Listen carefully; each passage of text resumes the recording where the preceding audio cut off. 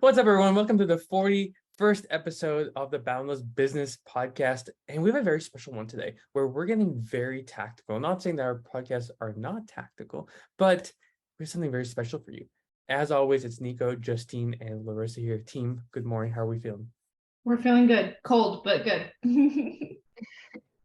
Cold is relative, right? It's snowing up in Canada and everything like that. So we're a little lucky, but stay warm out there, my friends. Justine, what are we talking about today?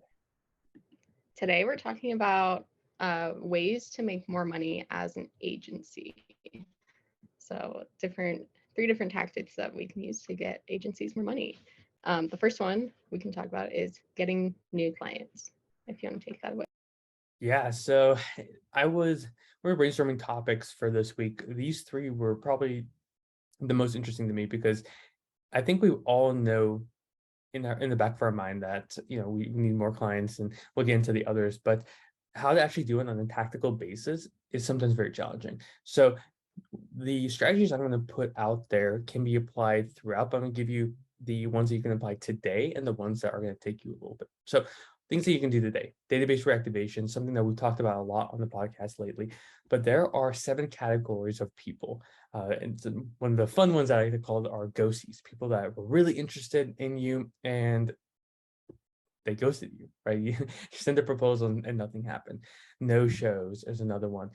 Past clients is another one. So database reactivation, there are 7 tags. Those are 3 of the most important ones. You want to get those in a simple CSV. Look at Calendly, use that for your platform where you get meetings from. Look at your QuickBooks or whatever to start getting the emails, names, and phone numbers of these individuals. That's something that you can apply today. Second is increase your outbound, right? So a lot of agencies are referral based, and sometimes it is challenging to get more meetings. Well, law of averages says for every 100 people I talk to, 1 will somewhat be interested. So if you want more clients, talk to more people. The third one, and this one takes a little bit more work, is referrals. And I know when people hear referrals, they get kind of freaked out. They're like, oh, okay, but like it's a passive form. It can be. You can go for a walk and that's all you do for exercise, and it can hit your goal, but sometimes you need a little bit more, right? Maybe you have to add weights in or nutrition. Referral marketing is the same thing. So when you reach out, you can identify, we classify clients as a good form of referrals, 3 different types of red, green, and orange. Not in that order, right? We want things like the stoplight, red, yellow, green. And each one of those has different mechanisms for referrals. And one quick hack I can give you is go to your green clients, the ones who love you and honestly would do anything for you, and look at their friend list. See who they're interacting with and get very specific when you ask for referrals. Don't just say, hey, do you know anyone looking to grow? That's too hard. Let's get very specific. Hey, John, I see that you're connected with Jim and he has 3 broken products on his homepage. Can you connect us so I can help fix it, right? Much more specific. So those are 3 ways to get new clients in today. I will add a little bonus one. If you have the Boundless Pixel in there, you can start getting leads actively without having to do any work. By just putting our software on the site, we can identify who those people are, and you can start prospecting them within 10-15 minutes of having it in there. So 3 plus a sneaky little bonus. Larissa, do you have anything to say about getting more clients and something tactical around that? I definitely agree with the point of starting with like your low-hanging fruit.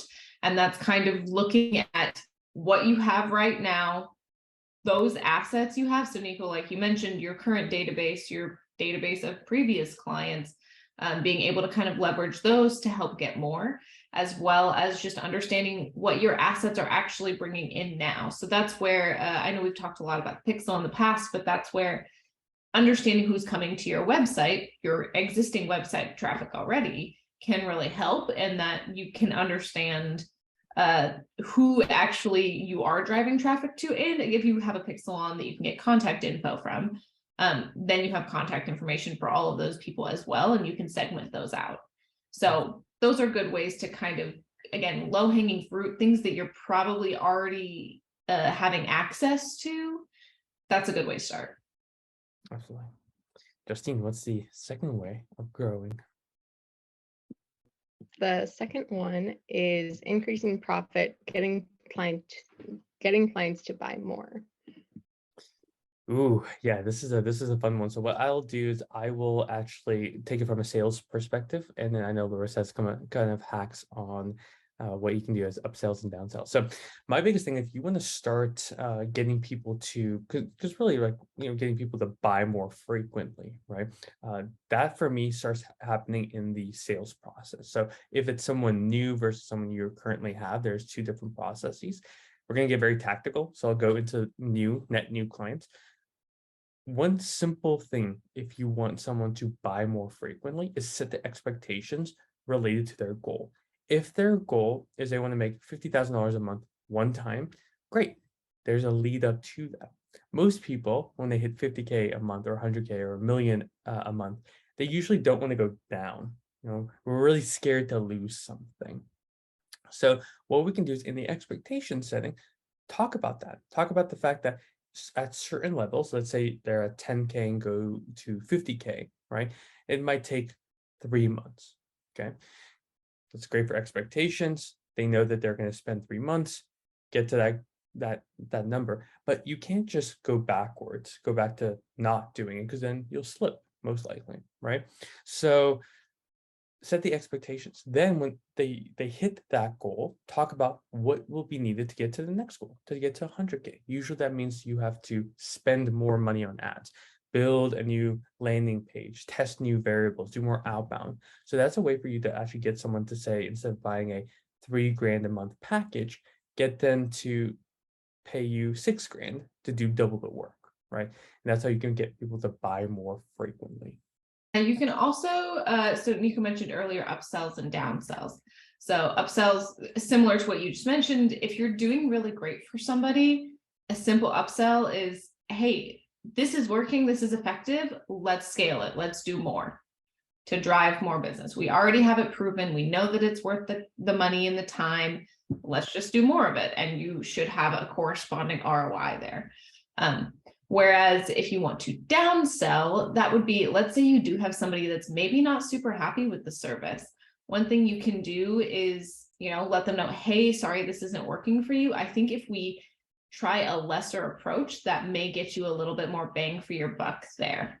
And as long as that approach is effective, then maybe you can keep them longer. And again, then get back to that upselling point. But it's really a way of like, happy clients, get them to spend more by scaling up. Not happy clients, get them to stay longer by scaling down. Absolutely. Justine, what's the last one?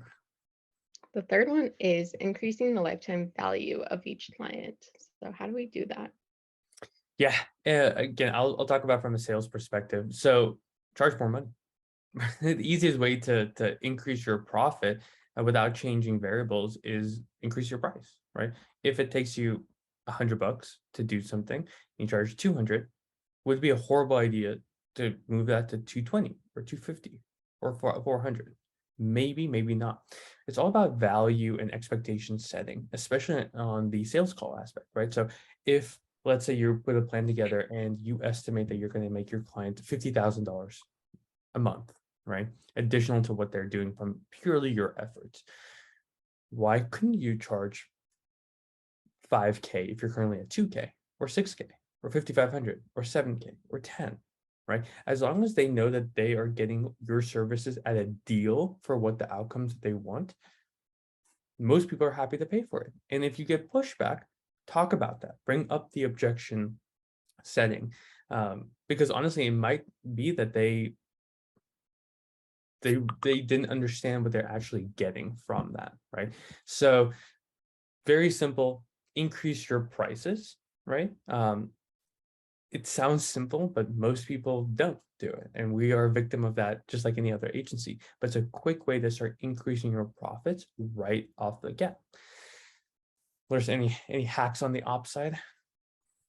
Well, to increase your LTV, there's a few things. We touched on it earlier, but client expectations are really big here. One of the most common reasons that, clients leave is that their expectations were not properly set. So they maybe didn't understand how long everything takes. it's important to keep in mind, right? Clients hire you to do something they can't or don't want to do themselves. Oftentimes it's to provide you a solution they have been trying to solve and they haven't been able to do so. That's super common, especially with marketing agencies. If they felt they were best equipped to do their PPC campaigns, they would probably do it themselves. They're bringing you in for your expertise, but they may not actually understand, because they don't have that expertise. They may not understand how long that all actually takes and what all is actually required or what it entails.